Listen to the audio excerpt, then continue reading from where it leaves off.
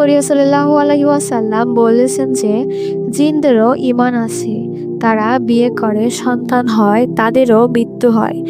অর্থাৎ তারা এক জীবন্ত জাতি, অদৃশ্য হলেও বাস্তব। আল্লাহ বলেছেন তিনি জিনকে সৃষ্টি করেছেন ধোঁয়াবিহীন আগুন থেকে।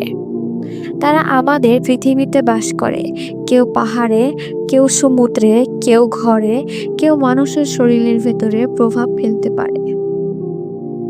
নবী করিম সাল্লাল্লাহু আলাইহি ওয়াসাল্লাম বললেন যে 3 ধরনের জিন, যারা উড়ে বেড়ায়, যারা সাপ ও পোকামাকড়ের রূপে থাকে, যারা মানুষের সাথে বসবাস করে ও চলাফেরা করে।